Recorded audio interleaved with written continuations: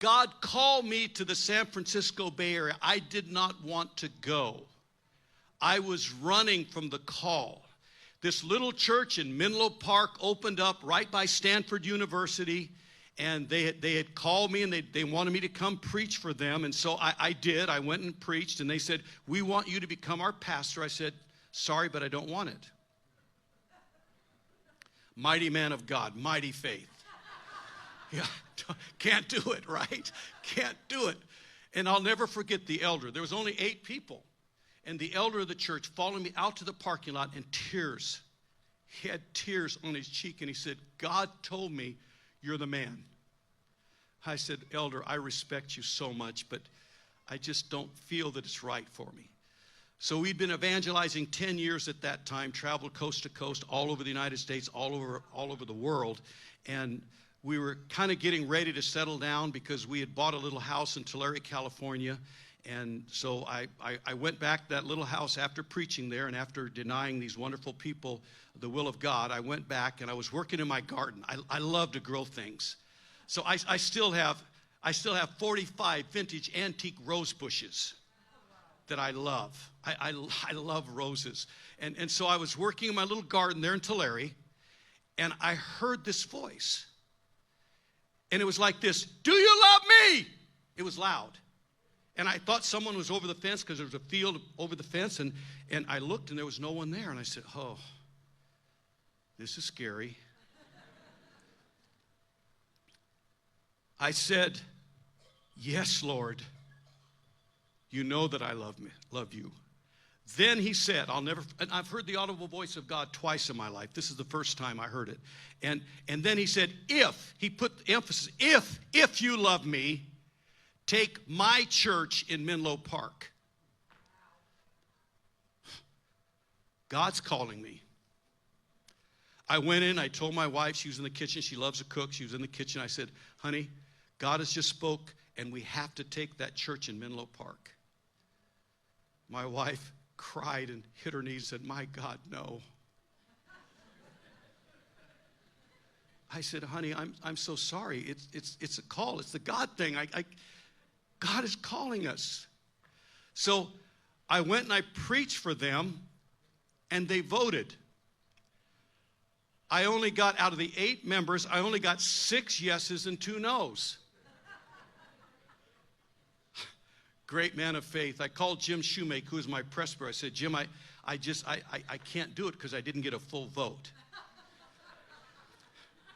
Jim Shoemake always talked to me real straight. He said, "Suck it up, son. It's the will of God." So we did. But you know, the only question the board asked me, "Will you be full-time?" Full-time in the San Francisco Bay Area, the most expensive area for real estate in the world. And this little 8 people are saying, "We want you to be full-time." How much comes in? You know, great man of faith, great, how much comes in? $150 a week. I'd already looked at a home, and back then that home was going to cost me $1,200 a month for payments. And I did the math real quick, and I said, "I'm not even going to make the house payment." But then, when I said, "God, how can I make it?" God said, "I will take care of you." Miracles never look like miracles. They only look like a small church with no money.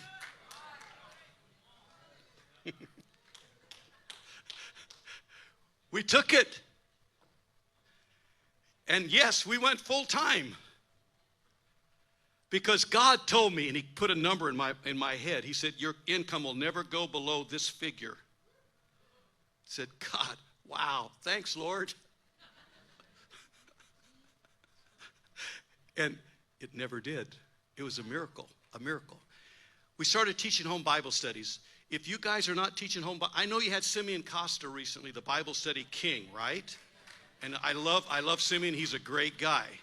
And I share the same message. You must teach home Bible studies. No, that was weak. You must teach home Bible studies. Okay. Why? Because that's where the rubber meets the road. That's where it gets fun. That's when it really gets exciting, when God uses you. And you say, I don't have the ability or talent. You don't need to have talent or ability. You got the God of the universe behind you. You don't need talent. All you need to do is teach God's word, and God will bless you because you do that. So I started teaching Bible studies to this guy, and one of him, he came to the church, and his job was, he was a demolition guy. He would drive a big 18-wheeler, and they would demolish buildings in San Francisco, and they were demolishing these big buildings, and his job was to drive the debris to the dump. So he's driving debris to the dump, and God speaks to him at the very gate before he went in. He said to him, stop, pull over, and dig in your truck. Dig in my truck. I'm supposed to dump this debris. Dig in the truck. Dig in the truck. He gets down on all fours because he said, I'm going to do it like a dog. And he's digging in the debris in the back of his truck. And the third handful, silver dollars, American silver dollars, started falling between his fingers. He said, oh, God, I get it. Yeah, dig in my truck. $10,000 in silver because the safe had broken open in the back of his truck. And now, if it goes into the dump, it becomes dump property. But he's on the outside of the dump. Now it's free for all. He filled up 2 backpacks, brought them home to his wife, dropped one at her feet. They were living in, it breaks my heart, they were living in poverty. They had blow-up furniture. And he dumps one of these, drops it at his wife's feet, and it breaks open, and silver dollars spill out. And she says, oh my God, we're rich! And he says, no. God said, my pastor needs a new roof on his building. My pastor needs his building painted.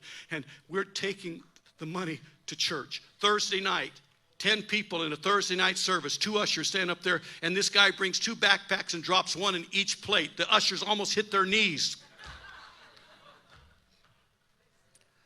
Why? Because a pastor said, I will be full-time on $150 a week. And so what does God do? God brings in the resources.